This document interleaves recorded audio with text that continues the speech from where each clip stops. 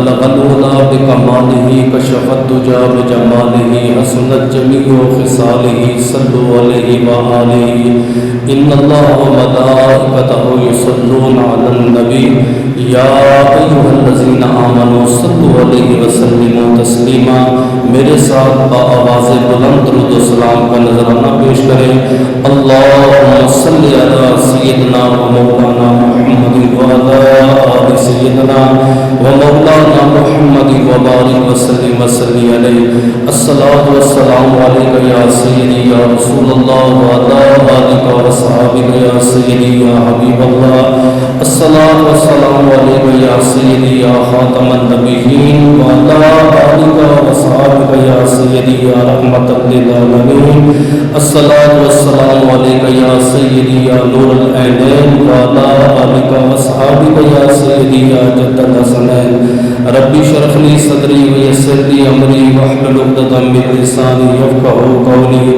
تمام تعریفیں، تمام حمد و ثنا اس ذات کے لیے، وہ ذات جو ایاک نعبد و ایاک نستعین بھی ہے، مالک یوم الدین بھی ہے، صراط مستقیم بھی ہے، حسبنا اللہ و نعم الوکیل بھی ہے، نعم المولا و نعم النصیر بھی ہے، لہ مغفرۃ و اجر کریم بھی ہے۔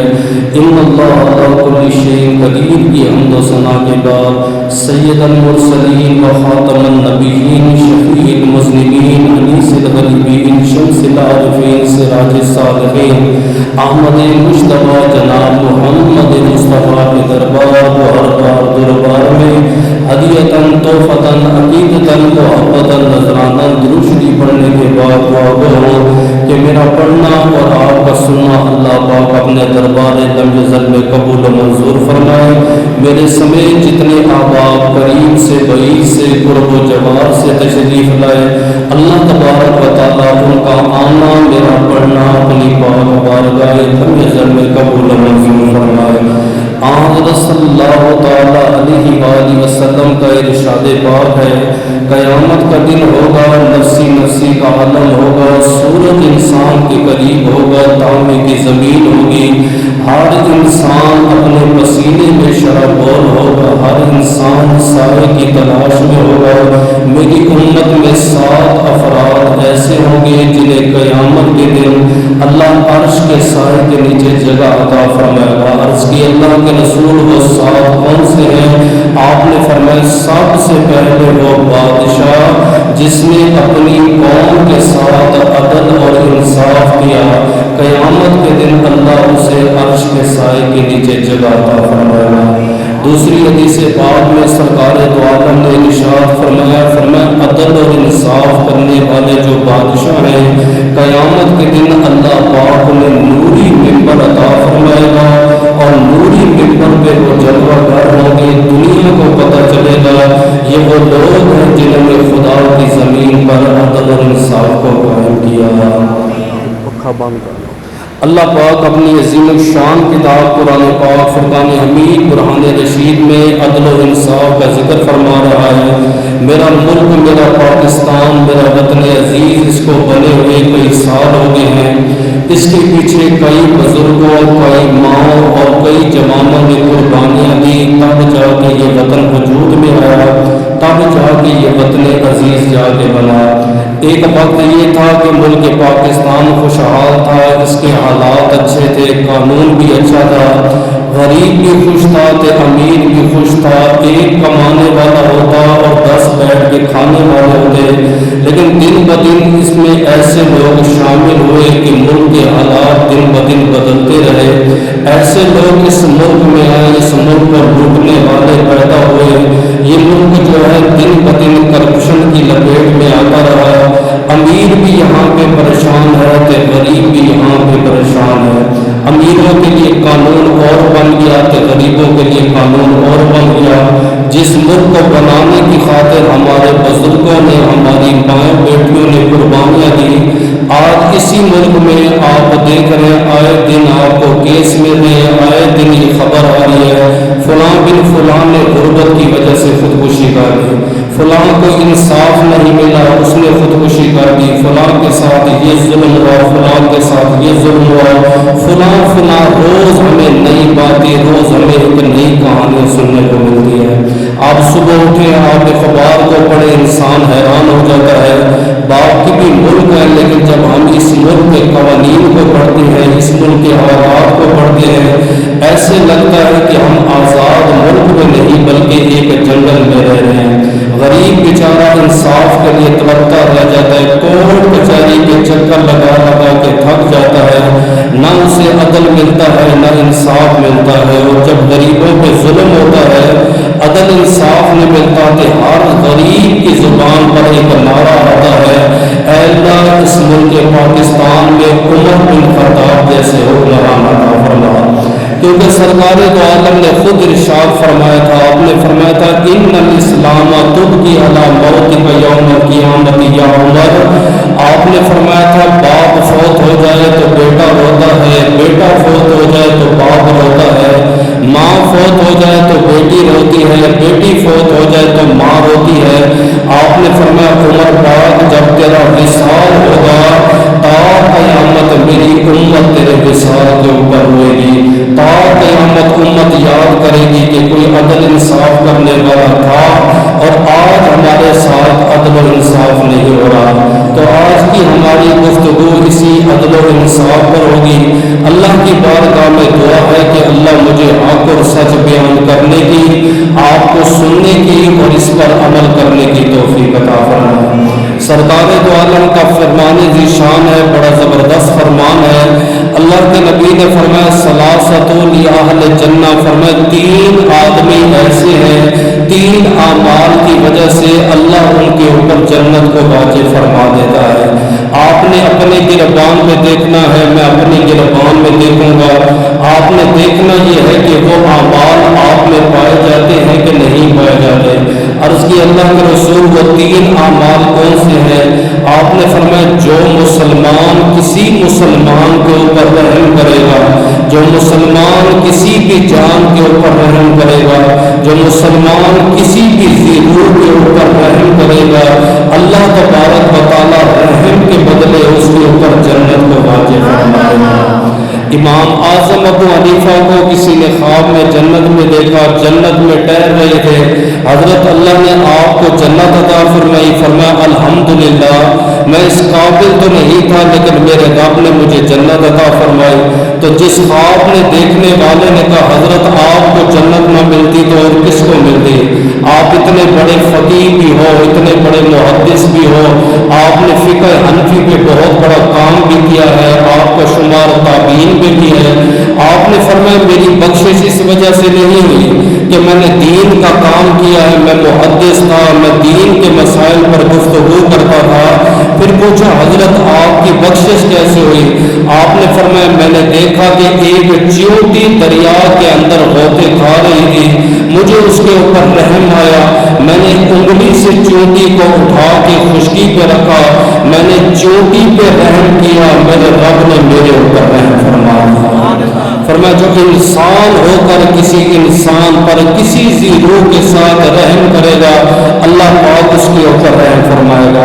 اقرا بن حابس سرکار دو عالم کے صحابی ہیں کہ ایک دن حضور کے پاس بیٹھے ہوئے ہیں، غالباً حضرت امام حسن بن علی اللہ کے نبی کے پاس آئے، اللہ کے نبی نے امام حسن کو اٹھایا، اپنی گود میں بٹھایا، فقبل بین عینیہ، اللہ کے رسول نے امام حسن کی پیشانی کو بوسہ دیا۔ تو اقرا بن حابس نے عرض کی یا رسول اللہ آپ کے ہاں بچوں کو چوما جاتا ہے، آپ کے ہاں بچوں سے پیار کیا جاتا ہے، اللہ نے مجھے 10 بیٹے عطا کیے، میں تو اپنے بیٹوں سے یوں پیار نہیں کرتا۔ تو سرکار دو عالم نے فرمایا لا یرحم لا یرحم، آپ نے فرمایا اقرا بن حابس جو بندہ بندوں پہ رحم نہیں کرتا بندوں کا رب بھی اس کے اوپر رحم نہیں فرماتا۔ قوم بنی اسرائیل کا ایک جوان دیکھا وہ جنت میں تھا، پوچھا کون سا عمل کام آ گیا؟ اس نے کہا نہ دامن میں نمازیں ہیں، نہ روزے ہیں، نہ زکوٰۃ ہے، کوئی بھی نیکی نہیں۔ کئی سالوں بعد میں اپنے گھر گوشت لے کر گیا، میں نے اپنی بیوی کو کہا کہ آج سالوں بعد ہمارے گھر میں گوشت آیا ہے، آپ اس گوشت کو کو اچھے طریقے سے پکائیں۔ تو جب میری بیوی نے پکایا، کئی سالوں سے نہ پکایا تھا، طریقہ بھول چکی تھی، اس نے کھانے میں نمک تیز کر دیا۔ ایک دل کر رہا تھا کہ اسے مارو پیٹو، پھر دل میں خیال آیا یہ بھی تو خدا کی مخلوق ہے، یہ بھی تو خدا کی بندی ہے۔ میں نے اپنی بیوی کے اوپر رحم کیا، میرے رب نے میرے اوپر رحم فرماتے ہوئے میرے زندگی کے گناہوں کو معاف فرمایا۔ تو فرمایا 3 آدمی جنتی، یہ ذہن میں رکھیے گا، بھولنا نہیں ہے۔ پہلا وہ آدمی جو آدمی ہو کر دوسروں کے اوپر رحم کرتا ہے آقا۔ دوسرا آپ نے فرمایا سوال سے بچتا ہے، لوگوں کے سامنے ہاتھ نہیں پھیلاتا، لوگوں سے بھیک نہیں مانگتا۔ ایک بندہ اللہ کے نبی کی بارگاہ میں ہے، سوال کرنے لگا۔ آپ نے فرمایا تم میں سے کوئی آدمی لکڑیاں کاٹے اور لکڑیاں کاٹنے کے بعد پہاڑ پہ جائے۔ اب اندازہ لگا لکڑیاں بھی اس کے پاس ہیں کہ پہاڑ کی چوٹی پہ جانا ہے۔ آپ نے فرمایا پہاڑ کی چوٹی پہ جائے، پھر لکڑیاں لے کے زمین پہ آئے۔ آپ نے فرمایا یہ اس سے بہتر ہے جو بندہ لوگوں سے سوال کرے، چاہے لوگ دے یا لوگ اسے انکار کرے۔ اور حضرت عبد الرحمن بن عوف کہتے ہیں، وہ کہتے ہیں کنا عند رسول اللہ صلی اللہ علیہ وسلم او ستہ او سبعہ او ثمانیہ، ہم 6 کے ساتھ آپ نے اللہ کے نبی کی بارگاہ میں گئے تو اللہ کے نبی نے فرمایا الا تبایعونا، کیا تم اس سے بیعت نہیں کرتے؟ عرض کی اللہ کے رسول کچھ دن پہلے تو آپ سے بیعت کی ہے۔ آپ نے فرمایا الا تبایعونا، کیا تم اس سے بیعت نہیں کرتے؟ آقا کچھ دن پہلے تو بیعت کی ہے۔ آپ نے فرمایا الا تبایعونا، کیا تم اس سے بیعت نہیں کرتے؟ عرض کی آقا کیوں نہیں؟ وہ کہتے ہم نے جب اپنے ہاتھ سرکار دو عالم کے ہاتھ میں رکھے، اللہ کے رسول نے ہمیں وصیت کی۔ آپ نے فرمایا تعبد اللہ ولا تشرک باللہ شیئا، اللہ کی عبادت کرنا، اللہ کے ساتھ شرک نہ کرنا، والصلاۃ الخمس، 5 نمازوں کی پابندی کرنا، اور آج کے بعد کسی سے سوال نہ کرنا۔ کہتے حضور کا یہ فرمان ہمارے دل پہ اتنا اثر ہوا، ہم میں سے کوئی بندہ اونٹ کے اوپر یا گھوڑے کے اوپر بیٹھا ہوگا اور ہمارا کوڑا گر جاتا تو ہم کبھی کسی کو یہ بھی نہ کہتے کہ ہمیں کوڑا اٹھا کے دو، اتنا سوال کرنا بھی اپنے لیے ناجائز سمجھتے ہیں۔ تو پہلا وہ بندہ جنتی ہے جو لوگوں پر رحم کرتا ہے، دوسرا وہ بندہ ہے جو لوگوں سے بھیک نہیں مانگتا۔ آقا تیسرا وہ کون سا آدمی ہے؟ آپ نے فرمایا ذو سلطان مقسم، ایسا بادشاہ جو اپنی قوم کے ساتھ عدل کرے، انصاف کرے، جو انصاف وہ اپنی اولاد کے لیے کرتا ہے وہی انصاف میری امت کے لیے کرے گا، خدا اس کے اوپر جنت کو واجب فرما دے گا۔ کہ انصاف کا ذکر ہو تو حضرت عمر بن خطاب کا ذکر نہ، یہ موضوع مکمل نہیں ہوتا۔ اچھا سوچنے کی بات یہ ہے جب بھی انصاف کا ذکر ہوتا ہے یا حکمران کا ذکر ہوتا ہے حضرت عمر کا نام کیوں آتا ہے؟ ابو بکر پاک بھی خلیفہ رہے ہیں، حضرت عثمان بھی خلیفہ رہے ہیں، مولا علی مرتضیٰ بھی خلیفہ رہے ہیں، لیکن سب سے زیادہ نام حضرت عمر کا مشہور کیوں ہے؟ وہ کہتے ہیں آپ نے اپنے کیا غیروں کے ساتھ بھی عدل انصاف کیا۔ آپ نے یہ نہیں دیکھا کہ امیر کون ہے اور غریب کون ہے، غریب بھی آپ کے دروازے پر آتا انصاف کے لے کر جاتا، اگر امیر بھی آپ کے دروازے پر آتا تو انصاف کی دولت سے مالا مال ہوتا۔ غسان کا بادشاہ آیا اور بیت اللہ کا طواف کر رہا تھا، اس ٹائم بادشاہ میں یہ رواج تھا وہ لمبے کپڑے پہنتے تھے۔ لمبے کپڑے پہننا یہ دلیل ہوتی ہے بندہ بڑا امیر ہے۔ لمبی چادر تے لمبا لباس اس نے پہنا ہوا تھا اور بیت اللہ کا طواف کر رہا تھا تو ایک اعرابی نے جب اسے دیکھا کہ ماشاءاللہ غسان کا بادشاہ آیا ہوا ہے، سائی تاج بھی اس نے پہنا ہوا ہے، لمبا اس نے لباس بھی پہنا ہوا ہے، کیوں نہ میں اس کو قریب سے جاؤں، قریب سے اس کی زیارت کروں۔ اب اعرابی کہتا ہے کہ میں غسان کے بادشاہ کے پیچھے گیا، غلطی سے میرا پاؤں اس کی چادر پہ آیا، غسان کے بادشاہ نے اس اعرابی کے چہرے پر تھپڑ دے مارا۔ یہ پاکستان کا قانون نہیں، میں مدینہ کا، دعویٰ سبھی کرتے ہیں مدینے کی ریاست بنائیں گے، ہم یہ کریں گے، یہ بہت آسان ہے یہ لفظ کہنا۔ آپ اس کو پڑھیں، آپ اس کو سمجھیں، آپ کو پتہ چلے گا سیاست بنانا تو بڑی دور کی بات ہے، آپ اس کے قریب بھی نہیں پہنچ سکتے۔ عرابی دوڑتا ہوا حضرت عمر بن خطاب کے پاس گیا، یا امیر المومنین، یا امیر المومنین۔ آپ نے فرمایا یہ شور کرنے والا کون ہے، اسے میرے پاس لے کر۔ عرابی اور اس نے کہا حضرت غسان کا بادشاہ ہے، بیت اللہ کا طواف کر رہا تھا، میں اس کے کپڑے دیکھنے کے لیے قریب ہوا کہ غلطی سے میرا پاؤں اس کی چادر پہ لگا اور اس نے میرے چہرے پہ تھپڑ دے مارا۔ حضرت عمر بن خطاب نے کہا کہ عدالت لگاؤ کہ غسان کے بادشاہ کو بلاؤ۔ آج انڈیا کا بادشاہ پاکستانی تھپڑ مار دے، انڈیا کا بادشاہ ہماری ماؤں بیٹیوں کو اٹھا کے لے جائے، ان میں سے کوئی بھی غیرت مند حکمران آواز اٹھانے کے لیے بھی تیار نہیں ہے، غریب کے لیے بولنے والا بھی تیار نہیں ہے۔ سمجھیں، باقاعدہ ایسے لوگوں کو سپورٹ دی جاتی ہے۔ آسیہ ملونہ کا کیس آپ کے سامنے رہا کہ بجائے اس کو سزا دینے کے سپورٹ دے کے اسے ملک سے باہر نکال دیا گیا۔ یہ مدینہ طیبہ کی ریاست ہے، یہ مدینہ طیبہ کا قانون ہے۔ ایک عرابی حضرت عمر کے سامنے کہہ رہا ہے غسان کے بادشاہ نے میرے چہرے پر تھپڑ مارا۔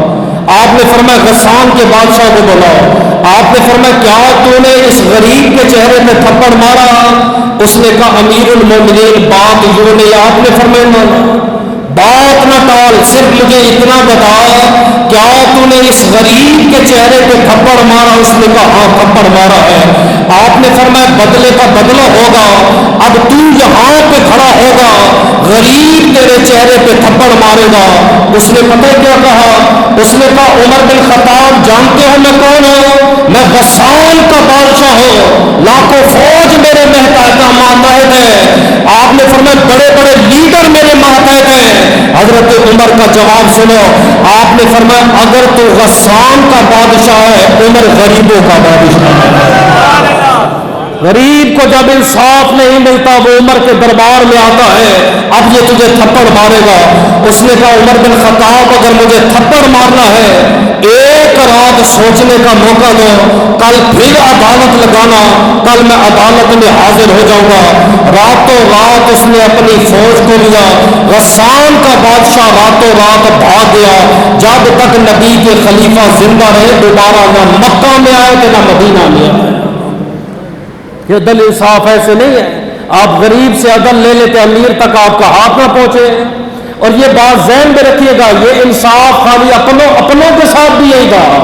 آپ نے جب عمر بن عاص کو گورنر بنایا مصر کا، اور ساتھ آپ تلقین پتہ کیا کرتے تھے؟ آپ فرماتے تھے جتنے بھی گورنر ہو، جتنے بھی وزیر ہو، جتنے بھی مشیر ہو، میری ایک بات یاد رکھنا، ہم قوم کے خادم ہیں، قوم ہماری خادم ہے۔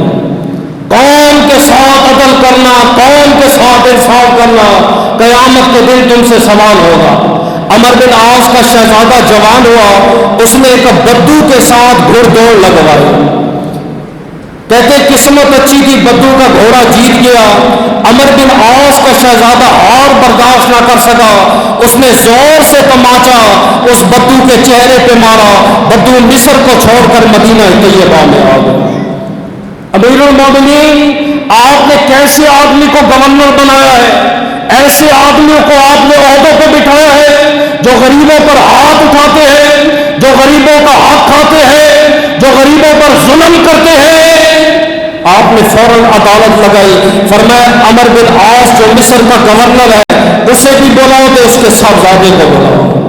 یہ وہ دور نہیں تھا پیش کریں گے، عدالت میں جائیں گے، کورٹ کچہری میں جائیں گے، مقدمہ پیش ہوگا، پھر ہماری حکومت آئے گی، کیس ختم ہو گئے تو باہر بھاگ دیں گے۔ نہیں، یہ عمر بن خطاب کی عدالت ہے۔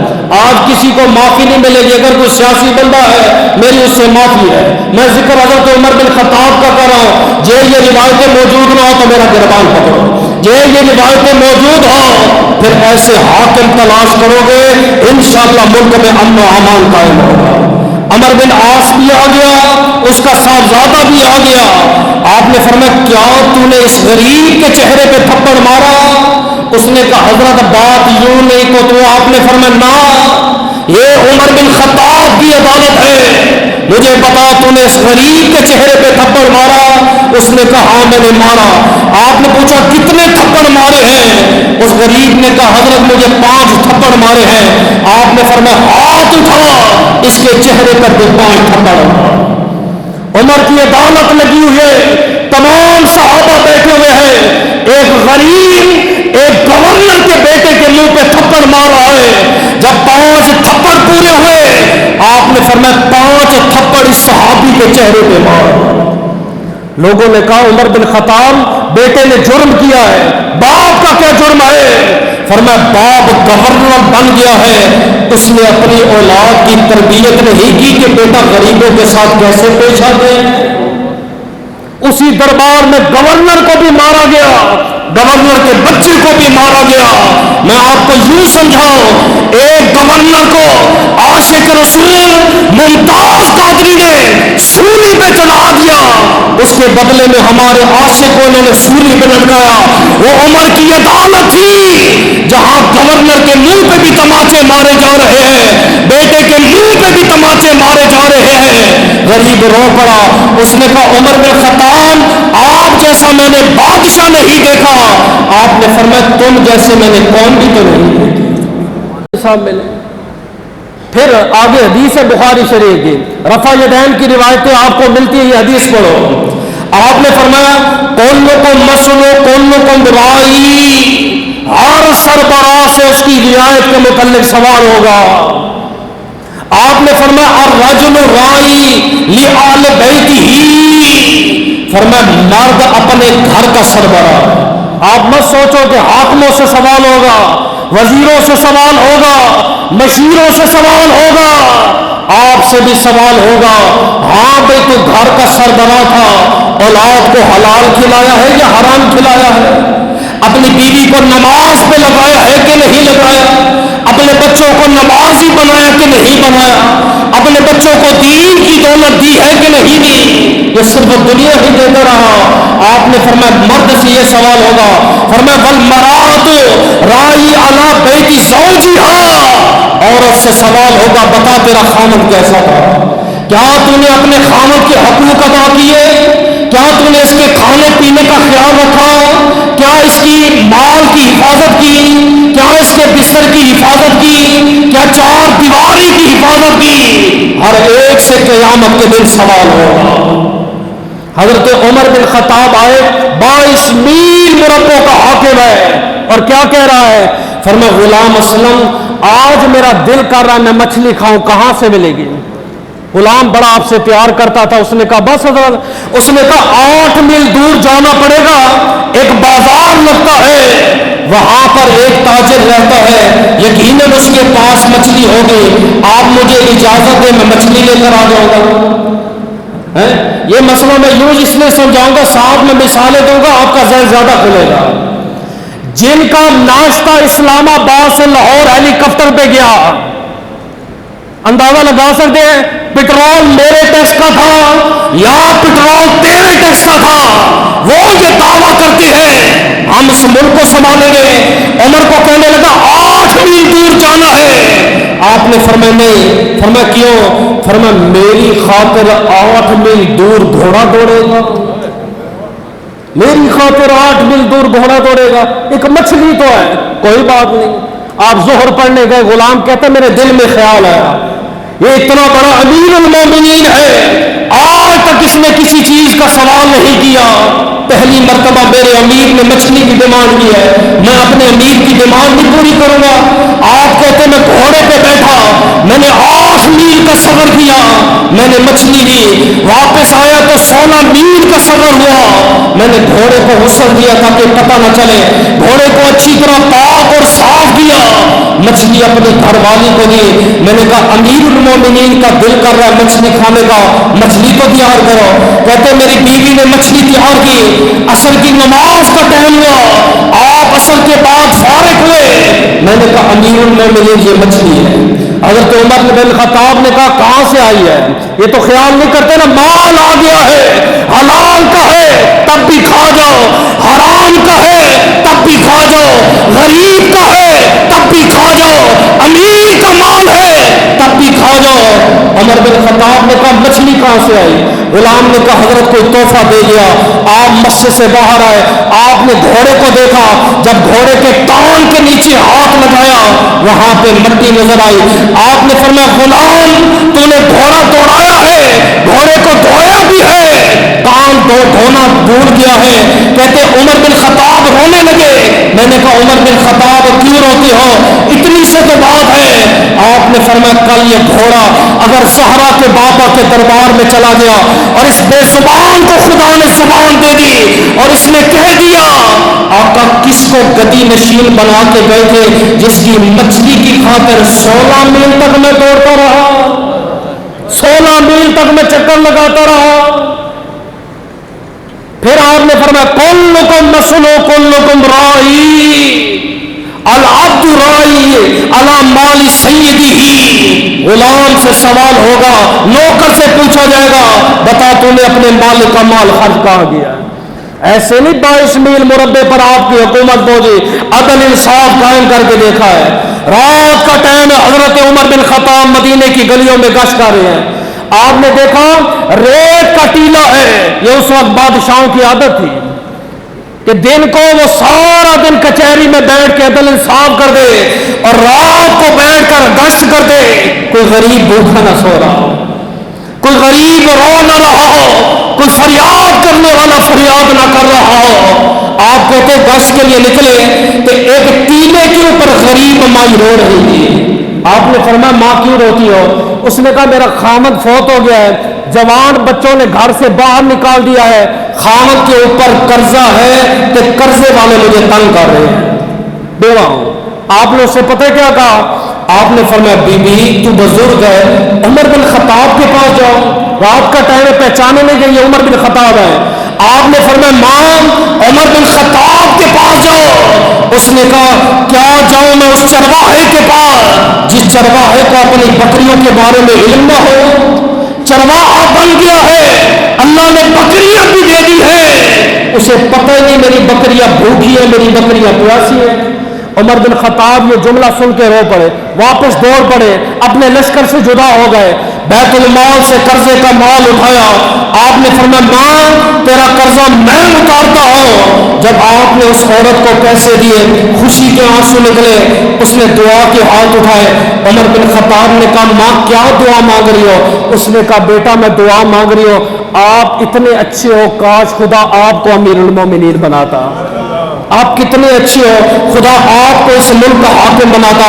عمر بن خطاب اس کے قریب ہوئے، آپ نے فرمایا ماں ایک بات کہو؟ اس نے کہا کیوں نہیں؟ فرمایا جس عمر سے ناراض ہو خدا کے رسول کے لیے اسے معاف کر دو۔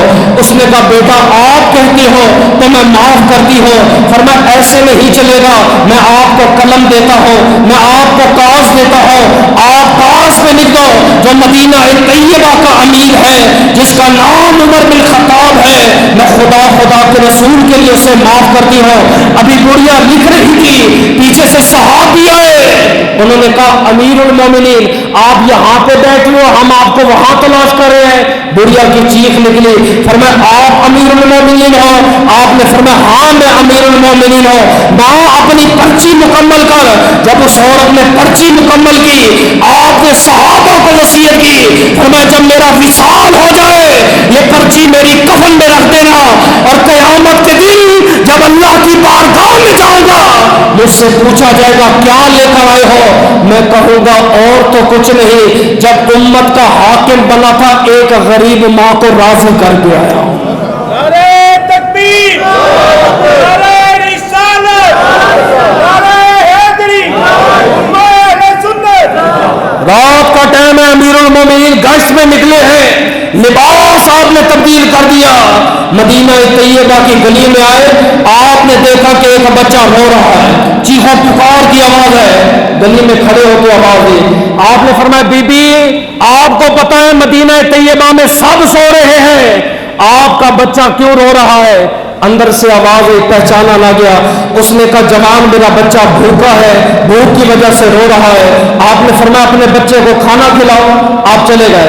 رات تہجد کا ٹائم ہے. حضرت عمر نے نماز پڑھی, واپس اسی گلی میں آئے. آپ نے دیکھا اسی گلی سے رونے کی آواز آ رہی. آپ نے فرمایا بی بی سارا مدینہ سو رہا ہے, ہر بچہ سو رہا ہے, تیرا بیٹا کیوں رو رہا ہے؟ آج کے تو حکمران کو پتہ بھی نہیں نا کتنے لوگ خودکشیاں کر رہے ہیں. میں نے پنجاب کی خبر پڑھی ہے, ایک عورت آٹے کی وجہ سے خود اپنے 4 بچوں کے ساتھ نہر میں اس نے چھلانگ لگا دی. آپ کے راولپنڈی میں ایک بزرگ نے بھیڑ کی وجہ سے پل کے نیچے سے چھلانگ, پل کے اوپر سے چھلانگ لگا دی. آئے دن خودکشیاں بڑھتی جا رہی ہے, موت عام ہو رہی ہے. یہ قیامت کی نشانی ہے. میرے نبی سے پوچھا گیا آقا قیامت کی بڑی نشانی کیا ہے؟ آپ نے فرمایا جوان موت عام ہو جائے گی, نفسی نفسی کا عالم ہوگا. ان کو تو کوئی فرق ہی نہیں پڑتا, ان کو تو معلوم ہی نہیں ہے کون مر رہا ہے کون جی رہا ہے. یہ میں ریاست مدینہ کی بات کر رہا ہوں, یہ عمر بن خطاب کی بات کر رہا ہوں جو رات تہجد کے ٹائم ایک گلی میں رک گیا. اس نے کہا تیرے بچے کے لیے ابھی تک کھانا نہیں بنا. عورت خاموش ہو گئی. آپ گھر کے اندر داخل ہو, فرمایا بی بی پردہ کرو. اندر گئے, نہ راشن ہے نہ ہانڈی ہے نہ چولہا جلا ہوا ہے, بچہ بھوک سے نڈھال ہے, چیخو پکار کر رہا ہے. آپ نے فرمایا بی بی ابھی تک کھانا نہیں بنایا؟ تو وہ رو کے کہتی ہے عمر بن خطاب کھانا میرے پاس کہاں سے آیا, میرے پاس تو راشن ہی نہیں, میں بیوہ ہوں.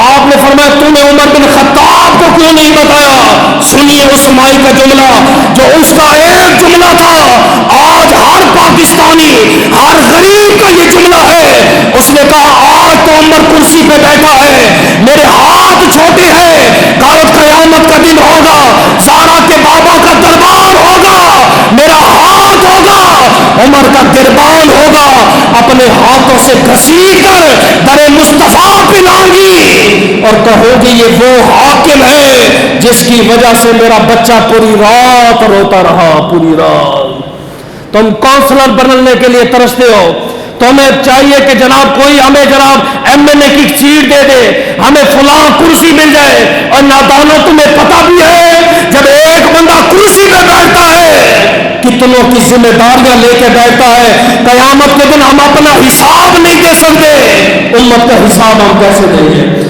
عمر بن خطاب ننگے پاؤں دوڑ رہے ہیں, مدینہ طیبہ میں دوڑ رہے ہیں. کون ہے دوڑنے والا؟ 22 میل مربع پر حکومت کرنے والا, جس کے بارے میں نبی نے فرمایا میرے باپ کوئی نبی ہوتا خدا عمر بن خطاب کو نبی بناتا. آج وہ مدینہ طیبہ میں دوڑ رہا ہے. اے مدینہ طیبہ کی ریاست ہے, گاڑیوں میں بیٹھ کر, بنگلوں میں بیٹھ کر, بڑی بڑی کرسیوں میں بیٹھ کر نعرہ لگانا آسان ہوتا ہے, کام کر کے دکھانا بڑا مشکل ہوتا ہے. عمر بن خطاب جب بیت المال میں گئے خود بوری اٹھائی, کچا راشن ڈالا, ہر قسم کا راشن اٹھایا اور بوری منو من ہے اپنے کندھوں پہ اٹھائی. غلام رو پڑا, قدم بوسی کی. اس نے کہا حضرت آپ امیر المومنین ہو, مجھے اجازت دو میں یہ بوری اٹھاتا ہوں. آپ نے فرمایا آج تو میرا بوجھ اٹھاتا ہے, کل قیامت کے دن عمر کا بوجھ کون اٹھائے گا؟ بوری لے کر دوبارہ اس کے گھر میں گئے, اپنے ہاتھوں سے چولہا جلایا, غریب بچوں کے لیے کھانا بنایا, اپنے ہاتھوں سے کھانا کھلایا. جب وہ بچے خوش ہونے لگے اس نے کہا جوان اپنا نام تو بتا دو, ہم بتائیں گے کہ ایک حاکم وہ تھا جس کی وجہ سے ہم بھوکے سوئے تھے, ایک مدینہ طیبہ میں جوان وہ تھا جس کی وجہ سے ہم نے کھانا کھایا. فرمایا میں وہی عمر بن خطاب ہوں جس کے بارے میں تم کہہ رہے تھے کہ دربار میں گھسیٹا جاؤں گا. فرمایا آج جو سزا دینی ہے مدینے کا حاکم تمہارے سامنے ہے, آج جتنی سزا دیتے ہو دے دو, کل زہرا کے بابا کے سامنے مجھے شرمندہ نہ کرنا. نبی نے فرمایا تھا تیری موت پر تا قیامت میرا سلام رہے گا جب عدل انصاف نہیں ملے گا. کہ عدل انصاف کی باری ہے کہ محمود غزنوی کا ذکر نہ ہو ہی نہیں سکتا. اپنے تو اپنے غیروں کے ساتھ بھی انصاف کیا ہے. محمود غزنوی تخت پہ بیٹھا ہوا ہے, ایک بڑھیا نے ضد کر دی, انہوں نے کہا غلاموں ہار جاؤ, میں نے تمہارے بادشاہ سے ملنا ہے. وہ کہ بادشاہ بڑے مصروف ہیں. فرمایا نہیں مجھے اجازت دو میرا ضروری کام ہے. فرمایا بادشاہ مصروف ہے. فرمایا بادشاہ کو کہو کہ آپ کی پڑوسن آئی ہوئی ہے. جیسے ہی غلام گیا نا انہوں نے کہا جی ایک بڑھیا ہے. فرمایا بعد میں بلانا. کہا وہ یہ کہتی ہے کہ آپ کے پڑوس سے آئے ہو. فرمایا پڑوسیوں کے بڑے حقوق ہے لو اس کو بلاؤ. بڑھیا آ گئی. السلام علیکم. وعلیکم السلام. بادشاہ آپ کا اقبال بلند ہو ایک چھوٹی سی عرضی لے کر آئی ہوں. آپ نے فرمایا بی بی حکم کرو.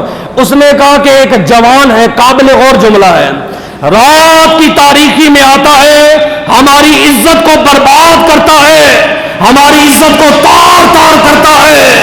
کئی دفعہ سمجھا بھی چکی ہو عزت برباد بھی کرتا ہے دھمکی بھی دیتا ہے اور سننے میں آ رہا ہے کہ آپ کا قریبی بھی ہے. جی یہاں پتہ لگتا ہے عدل انصاف کا. سننے میں آ رہا ہے آپ کا قریبی بھی ہے. آپ کیا میری خدمت کر سکتے ہیں؟ آپ نے فرمایا مائی گھر چلی جا. آج کے بعد وہ جوان ہے نا بس ایک آواز دینا ایک بار آواز دے کے مجھے پکارنا. 2 دن 3 دن گزر گئے. بڑھیا پھر آئی. غلام آیا. حضرت وہ 3 دن پہلے جو آپ کی پڑوسن آئی تھی نا دوبارہ آئی ہے. آپ نے فرمایا جلدی سے بلاؤ. بڑھیا آئی. السلام علیکم. وعلیکم السلام. بادشاہ آپ کا اقبال بلند ہو. 3 دن پہلے میں نے عرضی پیش کی تھی. رات کو ایک جوان ایک بدماش آتا ہے ہماری عزت کے ساتھ کھیلنے کی کوشش کرتا ہے. بادشاہ نے کہا مجھے یاد ہے. فرمایا وہ جوان آج پھر آیا ہوا ہے. محمود غزنی نے تلوار اٹھائی. غلام نکلنے لگے. فرمایا نہ نہ نہ تم ادھر بیٹھو میں خود جاؤں گا. عدل انصاف کرنے والا بادشاہ خدا جگرا بھی اتنا دیتا ہے دلیر بھی اتنا ہوتا ہے. تلوار لے کر گیا. پوچھا کہاں ہے؟ کہا وہ سامنے میرے کمرے میں ہے. فرمایا بی بی جب کمرے میں داخل ہو نا چراغ بجھا دینا. اس نے کہا ٹھیک ہے. محمود اندر داخل ہوئے. چراغ بجھایا. آپ نے اس جوان کو قتل کیا. کمرے سے باہر آئے. فرمایا بی بی پانی دے دو. پانی پیا. فرمایا بی بی اگر روٹی ہے تو دے دو. اس نے کہا بادشاہ سوکھا روٹی کا ٹکڑا ہے. آپ نے فرمایا وہ بھی دے دو. سوکھی روٹی کھائی. آسمان کی طرف دیکھا اور کہا الحمدللہ الحمدللہ. بڑھیا نے کہا محمود غزنوی سمجھ نہیں آیا یہ کیا کیا ہے. لوگ اجالوں میں قتل کرتے ہیں آپ اندھیروں میں کیوں قتل کرتے ہو؟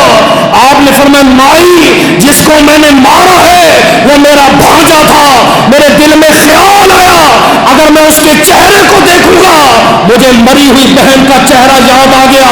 کہیں میں عدل انصاف نہ کر سکوں گا اس لیے میں نے کہا چراغ بجھا دو. میں نے اس ظالم کی گردن اٹھائی. اس نے کہا محمود آپ نے گردن اڑانے کے بعد پانی کی مانگا. قاتل کہاں پانی پیتا ہے قاتل کہاں کھاتا ہے؟ فرما ماں خدا کی قسم ہے جب سے تو نے شکایت لگائی 3 دن سے نہ میں نے پانی پیا ہے تو نہ میں نے روٹی کھائی ہے. یہ ہے عدل انصاف. ایسے حکمرانوں کو مانگتے ہیں ایسوں کی باتیں کرتے ہیں. اگلی بار میں بھی انصاف کر کے جاؤں گا. میں ممبر پہ بیٹھا ہوں. یہ نہیں ہے کہ میں عمران خان کو برا بھلا کہوں یا میں نواز شریف کو برا بھلا کہوں یا میں زرداری کو برا بھلا کہوں. آپ کو اور اپنے آپ کو معاف کرو. نہیں. انصاف یہ کہتا ہے غلطی ہماری بھی ہے. تالی 2 ہاتھ سے بجتی ہے. میں دلیل پیش کروں گا. حضرت نے فرمایا اعمالکم امالکم تمہارے اعمال ہی تمہارے حکمران ہیں. میں ایک اور دلیل پیش کرتا ہوں. جرم اپنا مانو میں بھی مانتا ہوں. حجاج بن یوسف جس نے کئی ہزار اصحاب رسول کو قتل کیا منبر رسول پہ بیٹھا ہوا تھا. کسی نے پرچی لکھی ہے. انہوں نے کہا حجاج بن یوسف آپ بہت بڑے ظالم ہو قوم کے ساتھ ظلم کرتے ہو. تو حجاج نے سپیکر پہ بیٹھ کے جواب دیا. فرمایا ظالم تم نہیں ظالم میں نہیں ظالم تم ہو. قوم نے کہا وہ کیسے؟ آپ نے فرمایا اعمالکم امالکم. نبی نے فرمایا تھا تمہارے اعمال ہی تمہارے جو ہے حکمران ہیں. اپنے اعمال کو سیدھے کرو. پھر کسی نے اگلے جمعے پرچی بھیجی. فرمایا حجاج بن یوسف ابو بکر اور عمر جیسی حکومت کیوں نہیں کرتے؟ آپ نے جواب پتہ کیا دیا جو ہم دعا مانگ رہے تھے عمر بن خطاب جیسا امیر عطا فرما. حجاج نے جواب پتہ کیا دیا؟ فرمایا حضرت ابو بکر کے عمر کے مشیر تھے عثمان و علی. جی ان کو مشورہ دینے والے ایک طرف عثمان ہوتا تھا اور دوسری طرف مولا مرتضیٰ ہوتا تھا. میرے مشیر تم جیسے ہو جیسے تم ہو ویسے تمہیں یہ بادشاہ ملا ہے. لہذا ہمیں اپنے اعمال کی طرف دیکھا، اپنے اعمال تو ہم سدھارے، پھر اللہ کی بارگاہ میں دعا کرے، پھر کہے کہ ہمارے حکمران برے ہیں، اپنے آپ پر بھی دیکھے، اپنے گربان میں بھی دیکھے۔ حضرت عمر بن خطاب کا زمانہ ہے، مدائن فتح ہوا، یہ بزرگ جانتے ہوں گے سب سے زیادہ مال اگر اسلام کو ملا ہے وہ فتح مدائن کے موقع پر ملا ہے۔ کس نے فتح کیا؟ حضرت سعد بن ابی وقاص، حضرت خالد بن ولید کو آپ نے جو ہے نا کمانڈر بنا کے بھیجا، فوج بھی آپ کے ساتھ ہے۔ ریاض النظرہ میں حوالہ دے دیتا ہوں تاکہ آپ کو بات مشکوک نہ لگے، ریاض النظرہ میں علامہ محب اللہ نوری لکھتے ہیں، آپ فرماتے ہیں یہ دونوں نکلے، لشکر ساتھ لے کر گئے، آگے دریا آ گیا، قوم پریشان ہے، فوج نے کہا ہم پیچھے نہیں ہٹیں گے، ہم نے قدم اٹھا لیا، اب ہار نہیں مانیں گے، کیوں؟ فرمایا میدان پر اللہ اور اس کے رسول کی ناموس کا جھنڈا لہرائیں گے، اسلام کا جھنڈا لہرائیں گے، اسلام کی عزت کا جھنڈا لہرائیں گے، اب ہم واپس نہیں جائیں گے۔ آگے دریا تھا، نہ کشتی ہے نہ سواری ہے، دریا کیسے پار کیا؟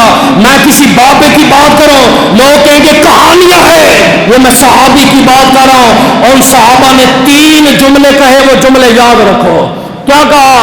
فرمایا اللہ اکبر کبیرہ، اے اللہ تو بہت بلند ہے، اللہ کرے آپ کو سمجھ آئے، اللہ اکبر کبیرہ، اے اللہ تو بہت بڑا ہے، اللہ اکبر کبیرہ، اے اللہ تو بہت بڑا ہے، ہم نے سمندر پار کرنا ہے، تجھے تیرے نبی کا واسطہ، تجھے تیری نبی کے ناموس کا واسطہ، اے اللہ تو بہت بڑا ہے، ہم نے دریا کو پار کرنا ہے، تجھے تیرے نبی کی ناموس کا واسطہ۔ اگلا جملہ پتہ کیا کہا؟ اے اللہ تجھے عمر بن خطاب کے عدل کا واسطہ۔ ہاں اقبال، علامہ اقبال پتہ ہے کیا کہتا ہے؟ وہ کہتا ہے یہودی آزانے یورپ کے کلیساؤں میں، کبھی افریقہ کے تپتے ہوئے صحراؤں میں، دشت و دشت دریا بھی نہ چھوڑے ہم نے، دائرے ظلمات میں گھوڑا دیے گھوڑے ہم نے، نعرہ تکبیر بلند کیا، نبی کی ناموس کا واسطہ دیا، عمر بن خطاب کے عدل کا واسطہ دکھا۔ اور ریاض النظرہ میں علامہ محب اللہ نوری لکھتا ہے، وہ کہتا ہے لوگوں رب کعبہ کی قسم ہے، گھوڑے سمندروں میں دوڑا دیے، اور جب سمندر پار ہوا، مدائن فتح ہوا، کسی ایک گھوڑے کے پاؤں کی ایڑی بھی گیلی نہ ہوئی۔ فرمایا وجہ کیا تھی؟ فرمایا اور کچھ نہیں، عمر کے عدل کا واسطہ جو دیا تھا۔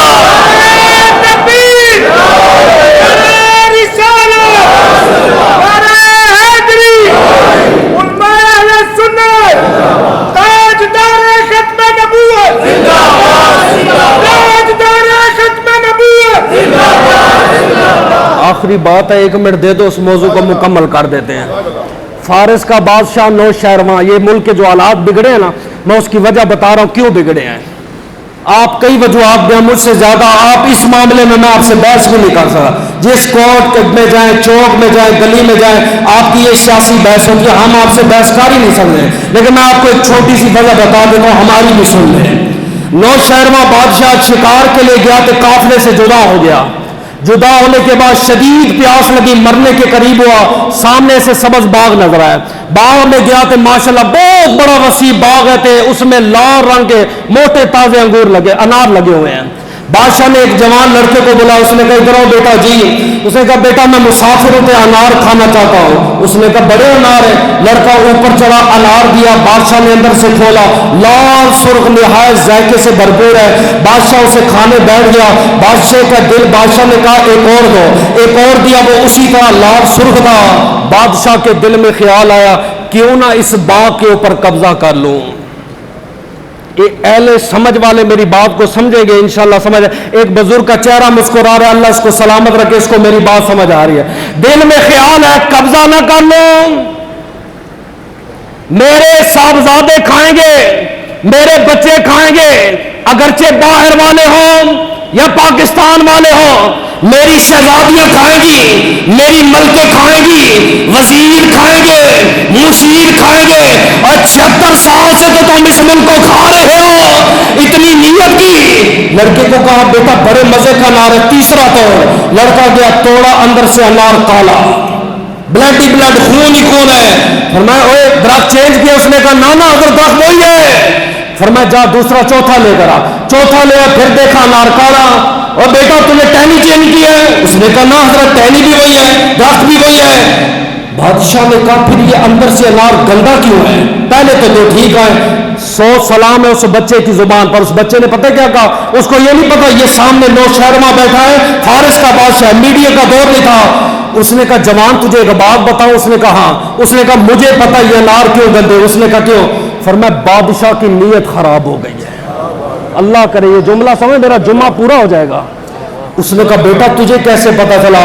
فرمایا ہمارے بزرگوں نے کہا تھا جب بادشاہوں کی نیت بگڑ جاتی ہے پھلوں میں برکت نہیں رہتی، مالوں میں برکت نہیں رہتی، منڈیوں میں برکت نہیں رہتی، آٹوں میں برکت نہیں رہتی، نسلوں میں برکت نہیں رہتی. افراتفری کا دور ہے. لہذا ان ظالموں کو کہو اپنی نیت کے قبلے درست کریں.